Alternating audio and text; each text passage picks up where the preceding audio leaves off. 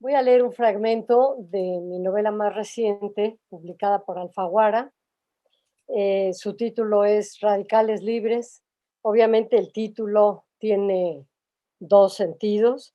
Los radicales libres vienen del lenguaje de la química y son partículas inestables, de gran poder reactivo, de existencia independiente y sobre todo dan cuenta del inexorable paso del tiempo. Pero las radicales libres en mi novela son también tres mujeres, habla de tres generaciones, cubre 6 décadas de vida en México. Es la historia contada a través de estas 3 distintas generaciones y básicamente se responde a la pregunta: "¿Qué nos pasó?". Como es una novela de crecimiento, es difícil encontrar un capítulo que tenga un inicio y un cierre que dé cuenta de algo, completo, es parte de un todo. Entonces, yo les suplico que la escuchen así, de ese modo. No fue producto de un plan, sucedió, nos sucedió. Yo tenía 14 años y encontré a mi madre fuera de la casa. Estaba sonriente, preciosa, con cola de caballo, montada en la parte de atrás de una motocicleta Harley Davidson, abrazada a un hombre, diciéndome adiós con la mano. Se iba a Guatemala, se fue, nos dejó. La historia debiera terminar ahí. Sería una novela perfecta, con todas las de la ley. Hay enigma inicial, hay personajes, hay situación climática, hay drama, pero no hay conclusión ni razones que expliquen por qué. No hay un esto es consecuencia de esto otro. La mínima advertencia de que tu mamá se va a ir. A veces pienso que todo lo que vino después es la verdadera novela. El hombre era su amante. Recuerdo que después de verlos partir me quedé pensando en la palabra amante. La conocí en teoría, pero no en la práctica. Pensé, tengo 14 años, no soy fea ni bonita, tengo barros en la cara y el pecho casi plano. Me entusiasma la idea de huir abrazada a la cintura de un hombre montada en una Harley Davidson. Recuerdo que también pensé, con esos indicios no voy a llegar a ninguna parte. Hasta entonces, yo había sido una adolescente en vías de transmutar en algo mejor, o eso pensaba. Pero un viaje, cualquier viaje, supone convertirse en otro, y a veces convierte en otros a los que se quedan. Su viaje me obligó a actuar en un teatro ajeno y por eso desde su partida empecé a vivir una vida que no era la mía. Mi madre me convirtió en Sherlock Holmes. De pronto, todo lo que me rodeaba se volvió un posible indicio. ¿Qué de todo lo que había ocurrido en mi infancia era ya un síntoma de que se iría? Y sobre todo, ¿qué de todo lo que hallara a partir de ese momento me serviría para encontrarla? Esto último me dio una cierta esperanza. Sin pensarlo dos veces, entré en la casa y subí al piso donde estaba el cuarto en que dormía, cuarto que dejó hecho un caos. Ropa tirada por todas partes, el alajero revuelto, sus llaves, ¿por qué las llaves? El cajón de las medicinas abierto, ¿por dónde empezar? Sé que debía actuar de inmediato, pero algo me paralizó. Una orden extraña me dijo, hazlo y no te quites siquiera los zapatos. Así que me metí en su cama y me dejé envolver en su exquisito aroma de todo, que todo lo impregnaba, Courage de Printemps. Cubierta hasta la barbilla, mirando desde esa atalaya, recordé su forma de sonreír a medias, como si dijera, sí que me doy cuenta del desastre, pero eso qué importa. Su manera de sostener el cigarrillo y su predisposición única a la fantasía que la hacía llevar cualquier argumento hasta el absurdo. Yo no sabía aún hasta qué punto es importante sostener una ficción, obligarla a rebasar la vida cuando ésta se ha vuelto tan pesada que no hay otro lugar posible donde refugiarse, pero sabía que imitar a quien admiras es haber hallado la mitad del camino hacia su encuentro, de modo que tomé una resolución. Me convertiría en ella. Usaría su maquillaje, leería sus libros apilados por todas partes, al grado de tener que saltarlos si querías pasar de un lado a otro de la casa. Son mis libros de cabecera, te decía, aunque no la hubieras visto abrir algunos por años. Los diálogos de Platón, los trabajos y los días de Siodo, las palabras de Sartre y de Nietzsche, más allá del bien y el mal. Lo que no me mata me hace más fuerte, escribió con lápiz en la primera página. Los leería en desorden, abriéndolos al azar, como un horóscopo o como el I Ching. ¿Qué me depara el día de hoy? Entremezclando su lectura con las cartas que le había escrito su amante, incluidos unos papeles prendidos con alfileres en un corcho que colgó en un muro junto a su cama. Una idea excelente, porque mientras yo fuera ella, ella estaría ahí conmigo y porque nadie podría culparla por habernos dejado, a mis hermanos y a mí. Tenía algo muy claro, que mi madre se hubiera ido no era su culpa, ni siquiera era algo malo, todo lo contrario, era excitante. Con un añadido, su vida maravillosa sería ahora la mía. ¿Cómo podía equivocarme? A mis 14 años era yo inteligentísima y tenía una lógica implacable.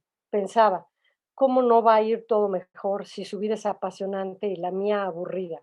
¿Cómo no voy a ser feliz? Y tenía razón desde mi punto de vista. No hay nadie en su sano juicio que no sea feliz si está convencido de serlo. Estaba en la idea del plan, o muy cerca, cuando sonó el teléfono que estuve tentada a no responder, fiel a la costumbre de mi madre de nunca contestar, por la mera convicción de que la mayor parte de las veces la gente solo habla para interrumpirte. ¿Cómo están? ¿Bien? Era la tía Paula que hablaba para preguntar, o casi preguntar, porque invariablemente afirmaba lo que quería oír, solo que lo hacía en forma de pregunta.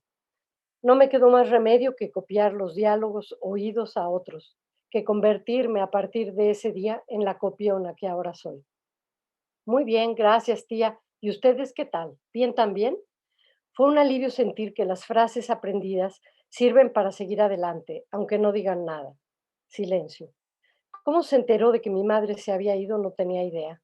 Por supuesto, no lo habría revelado ni a ella ni a sus otras hermanas, todas vecinas. ¿Tienes ya quien pase mañana por Francisco y por Miguel? Soltó de pronto. ¿Cómo iba a tener si ni siquiera sabía que mi madre iba a irse?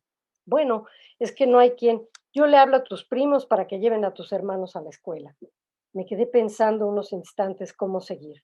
Esa parte del guión ya no estaba escrita ni tenía palabras oídas que pudieran servirme. ¿Espero aquí a que los recojan? Dudé. Tú no esperas nada, tú te vas a la escuela, como siempre. Casi no lo pude creer. De modo que tendría que seguir mi vida de siempre, además de convertirme en mi madre, lo que no era poca cosa.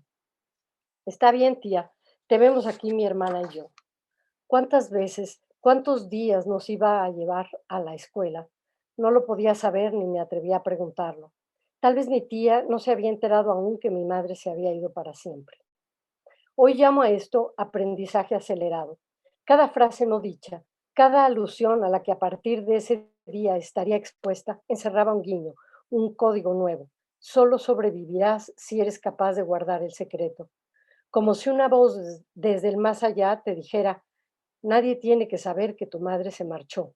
La vida no es una telenovela. Junto a este vinieron nuevos conocimientos, como la certeza de que habría muchas cosas que los demás se empeñarían en ocultar y de otras que por más que me esforzara en saber, yo misma no sabría, o no entonces, al menos. Por ejemplo, no sabía que cuando yo pensaba en huir en una Harley Davidson abrazada a un hombre, era porque estaba enamorada no de él, sino de ella. De mi madre me gustaba todo: los ojos verdes rasgados, la nariz delgada y recta con la piel tirante en la punta, las manos largas y huesudas. Es muy raro ver que las manos de tu madre acaricien la cara de su amante, que le peinen la barba. Es raro también que los ojos que antes vigilaban todo hayan renunciado al mundo como si le dijeran, puedes seguir sin mí. Lo que un día pasó con los ojos, sucedió después con todo el cuerpo. Estoy pensando que en realidad pasó con cada parte de ella, y mis hermanos y yo no nos dimos cuenta de cuándo empezó todo esto. No supimos cuándo dejó de vernos, pero era claro que ahora solo lo veía él. Más raro todavía pensar en que desde que se fue ya solo vería a través de él. En su cuarto, donde antes hubo un crucifijo y su retrato de novia, ahora había un póster del Museo Cluny con la dama del unicornio sobre la cabecera. Cuando lo clavó ahí, su amante nos contó que el unicornio es una criatura que solo inclina su cuerno ante una joven virgen. También que mi madre tenía la piel tan delicada que se irritaba al menor roce y por eso él le daba lencería. Yo no conocía la palabra lencería, Ni siquiera sabía que hubiera brasieres que se abrochaban por delante. En este y otros sentidos, el amante de mi madre fue un dechado de educación superior. Me clavó la curiosidad de saber cosas que no sabía y saber siempre más, y de querer vivir eso que sabía en carne propia. Un día entré al closet de mi madre a escondidas y me probé el brasier. Las copas quedaron vacías, como bolsas desinfladas. Intenté repetir dicha operación el día que se fue, pero el brasier, un delicado y minúsculo paño de encaje blanco, no apareció. No fue un indicio propiamente, tampoco, pero casi. Como la vida de mi madre era lo más interesante que hasta entonces me había ocurrido, decidí empezar a vivirla cuanto antes. Hice lo que ella habría hecho si hubiera tenido el menor atisbo de que alguien pudiera llegar.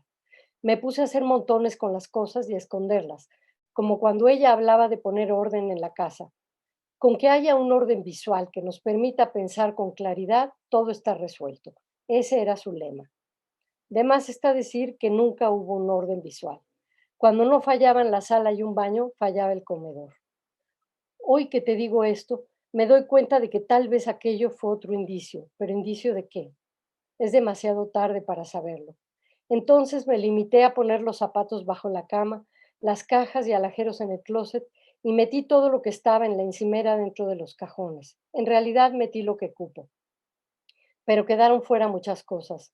Dos bolsas de lino con lavanda, el repuesto de las llaves, pensará no volver, de veras, monedas sueltas sobre el tocador y en el buró y sobre la base de la lámpara, un gato en miniatura con pelo natural, regalo de su profesora de francés, del que me deshice enseguida.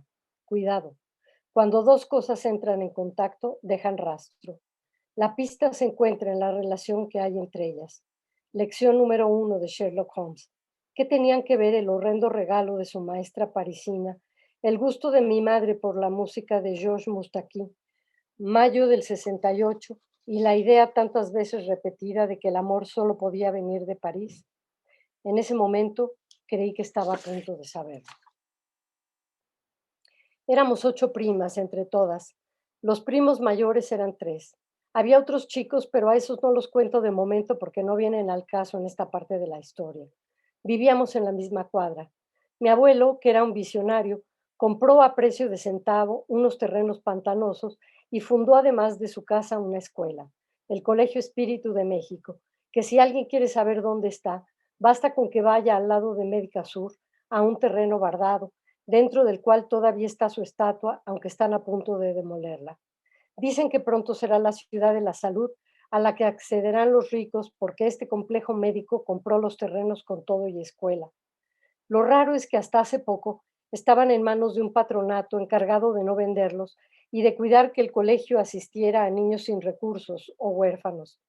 Mi abuelo fue un benefactor, pero no tuvo buen cálculo futurista.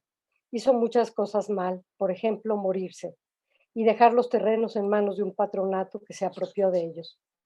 Pero entonces, en 1968, el año en que el mundo nos cambió, vivíamos todos muy cerca y nos pasábamos las tardes y las vacaciones juntos.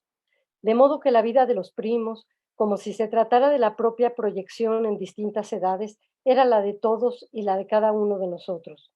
Y como la ilusión se funda en lo aspiracional, las menores suspirábamos por volver de la escuela y estar con las primas grandes y oírlas. Mis primas mayores habían sido elegidas como edecanes de la Olimpiada del 68 y las 5 menores mirábamos arrobadas sus vestidos cortísimos, blancos, con rayas verticales ondulantes, formando la frase México 68, como si ilustraran lo que años después nos dijeron en la escuela que eran las ondas del sonido y que aquello se llamaba efecto Doppler. Padrísimo. Parecía que al usar los mini vestidos mis primas se movieran aunque no se estuvieran moviendo. Los peinados eran también fabulosos, pelo largo y liso que se alaceaban con el turbante, un par de tubos gigantescos arriba de la cabeza y alrededor de esta muy apretado y húmedo el resto del pelo. Así que cuando tras una noche de sueños intranquilos como la de Gregor Samsa, mis primas de 16, 17 y 18 años se levantaban a despojarse de aquel tormento y las cabelleras caían como 3 cascadas perfectas, las menores las volvíamos a observar, pensando en qué suerte habían tenido y cómo a nosotras ya no nos tocaría maquillarnos los ojos con sombras blancas y centro oscurísimo, con el diseño del huevo, ni usaríamos esos zapatos tan modernos que les habían dado con el uniforme, un estilo no visto en México. Por no hablar de la misión que cada una tenía y que ellas nos referían con deleite: acompañar a los atletas y sentarlos en sus lugares en la alberca olímpica. No a todos los atletas, nada de los pesistas ni los de lucha grecorromana, por ejemplo. A ellas les habían asignado los clavadistas y los nadadores, los hombres con mejores cuerpos y mejor carácter y los más guapos de la creación, según nos decían y les creíamos. Nos imaginábamos a las primas grandes yéndose a recorrer el mundo tomadas de la mano de jóvenes espectaculares y tiernos, hablando lenguas extrañas en las que las palabras significarían cosas más grandes y mejores.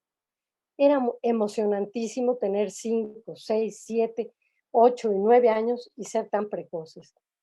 Era muy bonito vivir cerca de los primos en casas distintas en la misma cuadra, aunque todo lo que hoy se llama bullying y acoso y violencia de género y doméstica también existiera y tampoco nos diéramos cuenta. Los mismos primos que competían a escupir, nada más para escupirnos al menor descuido, y el amigo de ellos que le lanzó un chayote con espinas a una de mis amigas diciéndole, piensa rápido, y que ella cachó a tiempo y se espinó. Ese mismo que decía a las mujeres de más de 16 años, tienes la P en la frente, fue el que junto con los demás se salvó por los pelos de ser encarcelado en el 68. Es raro, ¿no? Es raro cómo alguien puede ser un villano y un héroe a la vez. Es tremendo cuando te das cuenta de que algunos de esos primos acudieron a la Marcha del Silencio y caminaron en la misma fila del rector Barrosierra con una cinta adhesiva en la boca. Y saber que estuvieron en la Plaza de las Tres Culturas y huyeron a tiempo junto con un amigo y un taxista, subió y los llevó hasta Tlalpan sin preguntarles nada ni cobrarles nada a los cuatro. Es rarísimo darte cuenta de que los mismos que te hacían ver tu suerte estuvieron allí diciendo un, dos, tres por mí y por todos mis compañeros. Pero eso lo entendí hasta después. Entendí que se puede ser criminal y víctima en la misma historia. Después de aquel 2 de octubre, metidos en la troje, mis primos cavilaban. Luis González de Alba, el lábaro, no era un hombre feliz. Salvador Martínez de la Roca, alias El Pino, con todo y que hacía deporte, no era un hombre feliz. Raúl Álvarez Garín y Eduardo Valle no eran hombres felices. Marcelino Perelló, conocido del primo que estudiaba en la Facultad de Ciencias, era quizá un poco feliz, porque a él no lo arrestaron el 2 de octubre, sino que fue detenido cuando la policía allanó el local del Partido Comunista y liberado después. Por estar en una silla de ruedas, lo confundieron con Juan García Ponce, el escritor, y más tarde salió huyendo al extranjero. Eduardo Valle Espinosa, conocido como el Búho por miope, no era un hombre feliz. Y cuando lo detuvieron y le rompieron los lentes para dejarlo preso 2 veces, según dijo el guardia de las manos blancas del batallón Olimpia, lo volvieron un hombre doblemente infeliz. Para Fermín, Luis Carlos y Guillermo no había ya gente feliz en el mundo, ni ellos pensaban serlo, ni lo sería ya nadie jamás. Así no, así como, con un gobierno opresor. Desde julio hubo varios estudiantes presos y a partir del 2 de octubre muchos más, algunos de los que fueron en agosto al Magno Reventón, pero ni siquiera muchos, ni remotamente la mayoría. Fumando cigarro tras cigarro y haciendo que nosotras, Poppy, Mosco y yo, fuéramos a la tienda del Visco por los refrescos, mis primos comentaban, negando con la cabeza, que seguro a otros los habían metido presos por pertenecer al CNH o por no pertenecer, que detuvieron a unos debiéndola y a otros sin deberla ni temerla. No tratándose de los líderes arriba mencionados, a los demás detenidos mis primos no los conocían, que si se los llevaron al campo militar primero y luego a Lecumberri, que para qué volver a la universidad si eso era hacerle el caldo gordo al gobierno. ¿Por qué ninguno es feliz?, se atrevió a preguntar Poppy, que además de ser la mayor de las chicas, era la más intrépida. ¿Cómo que por qué? ¿No oyes? La música de fondo, que no era ningún fondo, sino una presencia total a todo volumen, dejaba oír a los Rolling Stones. I can get no satisfaction, and I try, and I try, and I try. Un día lo vas a entender, niña. Te decían niña como si te dijeran tonta. Te decían tonta como si te dijeran disfuncional. Te decían disfuncional como si te dijeran mujer, chava, galaxia de otros espacios, años, luz de distancia de la gente normal, siendo la gente normal ellos. De modo que antes de la partida de mi madre, y más exactamente antes del día en que mi madre me miró sonriendo de ese modo y me dijo, oye, tú podrías encargarte de todo, ¿sabes? Yo estaba resignada a que un día viniera lo peor, el día de tener que cerrar los ojos recargada en la troje, fume y fume, y sentir toda esa insatisfacción que ellos sentían porque eso era ser joven y crecer. No me quedaba claro, eso sí, cómo podía ser mejor mi destino infantil de desplazada, teniendo que traer a los primos grandes más Coca-Colas para sus cubas, o ir a comprar cigarros, o verme obligada a robarle los cigarros a mi tía si a los primos se les acababa el dinero, con tal de que me dejaran entrar a ratos con las demás a la troje alfombrada de morado, a oírlos proferir frases proféticas. Todos queríamos estar ahí, los más chicos para curiosear, nosotras para repartirnos áreas elegidas y jugar a la casita, una forma siempre eficaz de ocultarnos de los demás, y los primos grandes para fumar, oír sus interminables discos y luego del 2 de octubre hablar de la desesperanza. Después de la manifestación y sin el menor atisbo de volver a la universidad, lo más natural para los primos grandes fue arrancar los plásticos de la tintorería que dispusimos nosotras como muros divisorios de nuestras distintas casitas, despojarnos de nuestra propiedad y reunir sus tres cuerpos flacos junto a los de unos cuantos amigos, el Tierras, el Mejillón, la Camota, Carlitos Trasloceros y no me acuerdo quiénes más, a cavilar sobre lo ocurrido, que se habrían atrapado a Leobardo y al Chale, que al Chale sí, seguro, y a Susana la otra, la llamaban así para distinguirla de mi prima mayor, Susana Patricia, a quien en realidad le decían Patricia, pero a Susana le pusieron así y así se le quedó, que no sabían nada del Chapa ni de Valentín, menos del profesor ese de las prepas, al que alguno oyó que lo detuvieron, aunque antes lo destrozaron a patadas. Bueno, si era cierto que golpearon hasta los que salían de un festival en la Prepa 2, que ni a la manifestación habían ido, ¿cómo no iba a ser que los granaderos atraparan a todos los que asistieron a la Plaza de las Tres Culturas de Tlatelolco a pedir un gobierno más justo? Y a otros que ni a la manifestación fueron, desde los que conmemoraban el 26 de julio hasta alguna de las señoras que se pusieron a recoger objetos pesados, macetas, contra los granaderos desde los balcones de sus casas en el centro. Como ya habíamos llevado lo llevable y no había pretexto para entrar a la troje a oírlos, Poppy decidió subirse a un tronco rebanado y husmear desde allí por una ventana para oír a los primos. ¿Qué están diciendo?, preguntó Mosco de parte de todas. Que el gobierno les está aventando a las señoras macetas en la cabeza. Nos miramos atónitas. Vivíamos en un país donde no solo nos esperaba lo peor por crecer, sino que salir a la calle se había vuelto un peligro. Te aventaban macetas, sin contar con que a veces algún señor, un viejo puerco, de pronto se abría el cierre del pantalón y te enseñaba, por increíble que pareciera, el pito. Nos tocaron dos. Uno que manejaba una camioneta y nos llamó para obsequiarnos unos sobres de café legal, y otro al que entre más le gritábamos, más parecía alegrarse. Caray, ¿cómo íbamos a vivir con todo eso? Un mundo de absurdidad y grisura se abría como un mal sueño ante nuestros ojos. Al ver a las dos menores, Ana e Isa, jugando resorte y riendo a carcajadas al tratar de subirlo más allá de segundas, la rodilla, Poppy y yo pensamos, pobres, no saben lo que viene. ¿Por qué si podíamos oírlo todo o casi todo, entendíamos tan poco? Los 8 años son un sometimiento irrestricto al oráculo de Delfos. La pitia no te deja de hablar, pero casi nunca le entiendes. Los adultos vivían en un mundo de obstáculos que parecían sortear estresados. Mis primos solo hablaban de seres infelices. Mi tío Paco, el lector, cuando nos veía, nos recordaba que aprovecháramos porque estábamos en la edad en que aún no se pierden las ilusiones. Y yo pensaba, si esta es la edad feliz, la que me espera. Yo resentía los cambios, no solo los míos, sino los de los demás, y empecé a creer que oír otras conversaciones lejos de ser el privilegio imaginado, era más bien una catástrofe. Es que ya te hiciste mujer. Oí que mi tía Poppy le decía a mi prima Mau en el baño con una tristeza infinita. ¿Y eso qué quiere decir?, preguntó la prima, que a veces llora sin saber por qué, como ahorita.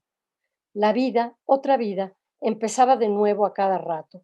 ¿Por qué teníamos que sufrir ese infortunio? ¿En qué sentido era útil aprender si ese conocimiento se volvía obsoleto enseguida? ¿Por qué de todas las desgracias me había tocado la de nacer en un país donde apenas crecías algo espantoso ocurría? ¿Qué tenía que ver lo espantoso con ir a la universidad?